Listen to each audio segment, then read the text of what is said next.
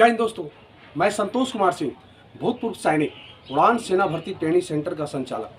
दोस्तों, आज जो मैं बात करने जा रहा हूँ ये टेक्निकल ट्रेड्स के बारे में कि आर्मी में सोल्जर टेक्निकल्स की क्या ड्यूटीज होती है, क्या उनका ट्रेनिंग करने की तरीका क्या है, क्या उनकी प्रमोशंस हैं, क्या उनकी पोस्टिंग का तरीका क्या है और क्या उनकी सैलरी बनती है। तो सबसे पहले हम बात करेंगे कि सोल्जर टेक्निकल्स के एंट्रीज के क्या शर्तें हैं। तो दोस्त, सबसे पहले एज की हम बात करेंगे कि सोल्जर टेक्निकल्स में भर्ती होने के लिए 17.5 से 23 वर्ष तक का उम्र होना चाहिए। उसके बाद एजुकेशन की बात करते हैं तो +2 जो है कंपलसरी है। इसमें +2 करने के बाद टेक्निकल की एंट्रीज होती है और जब आप टेक्निकल में एंट्रीज कर जाते हो, फिजिकल, मेडिकल, रिटन कंप्लीट करने के बाद जब आप BRO से या JDRO से आपके यहाँ पे डिस्पैच होती है तो आप चले जाते हो अपने सेंटर पे। जो टेक्निकल ट्रेड के लड़के होते हैं वो अपने कोर रेजिमेंटल सेंटर में, जहाँ इनकी ट्रेनिंग सेंटर है, अपने अपनी जगह पे ये लोग चले जाते हैं। कोर रेजिमेंटल सेंटर पे जाने के बाद AME के जहाँ भी ट्रेनिंग सेंटर हैं टेक्निकल के, वहाँ पे जाने के बाद जो है ट्रेनिंग होती है। वहाँ पर बेसिक ट्रेनिंग करने के बाद यानी कि 6 महीने ट्रेनिंग करने के बाद आपको वहाँ पे ट्रेड ट्रेनिंग कराई जाती है। ट्रेड ट्रेनिंग कराई जाने के बाद ट्रेड ट्रेनिंग का टेस्ट होता है।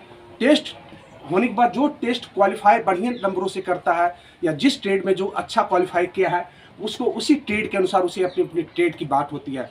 जैसे कि आप देखिए कि ट्रेनिंग के बाद जो होता है वर्क कि सेना के अंदर है बहुत सारे कोर्स ऐसे हैं, जैसे मैकनाइज हो गए, आर्मर्ड हो गया, इन्फेंट्री हो गया। तो ये सब जितने भी रेजिमेंटल सेंटर हैं या जितने भी फौज हैं, तो फौज की अपनी आवश्यकता के अनुसार उनके पास इक्विपमेंट होती है, वेपन्स होते हैं और भी सारी चीज़ें हैं। काफ़ी चीज़ें सिग्नल से इक्विपमेंट होती हैं, सिग्नल से रिलेटेड चीज़ें होती हैं। तो ये सब कुछ चलाने के लिए जो इन्फेंट्री हैं, चाहे आर्मर्ड के बंदे हैं, चाहे मैकनाइज के बंदे हैं, तो जो गन्स हो गई या वेपन्स या सिग्नल्स के रेडियो सेट्स वगैरह, चाहे और भी जो इक्विपमेंट हैं सेना का, तो वैसे चीज़ों को चलाने के बाद जो उसमें प्रॉब्लम्स आती है उसमें सुधार करने के लिए यानी मैकेनिकल की ज़रूरत पड़ती है। यानी कि जो बंदूकें GD वाले बंदे चलाते हैं, जो BMP टैंक या आर्मर्ड का टैंक्स वगैरह को जो है सोल्जर GD सोल्जर्स चलाते हैं, तो वैसे टैंकोस या गन्स में प्रॉब्लम आती है तो टेक्निकल बंदे की रिक्वायरमेंट पड़ती है, वहाँ पे ज़रूरत पड़ती है। क्योंकि जो टेक्निकल में बंदे जाते हैं तो वही उसके सुधार करता है, वही मैकेनिक बनता है और वही उस बंदूक को या राइफल को या टैंक्स को उसमें या सिग्नल में कुछ रेडियो सेट में प्रॉब्लम आ गया तो उसका सुधार जो है टेक्निकल वाले बंदे ही करते हैं।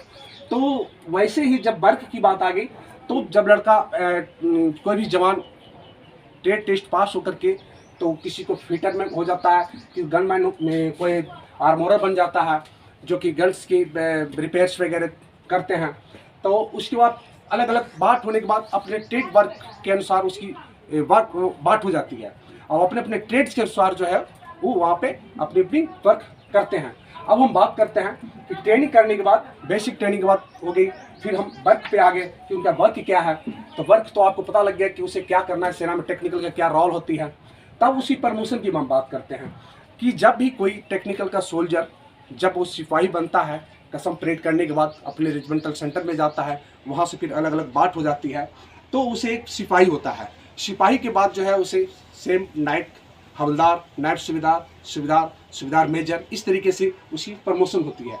तो अब हम बात करते हैं उसकी सैलरी की कि टेक्निकल सोल्जर की सैलरी क्या होती है। तो दोस्तों, सैलरी जो है उसकी बेसिक पे, सेना का कोई भी जवान जब एंट्री लेता है सेना में तो उसका बेसिक पे हो जाता है 21,500। बेसिक पे 21,500 के बाद MS से मिलिट्री सर्विस पे है जो वो 5200 रुपया उस पर। उसके बाद फिर CL पे 450।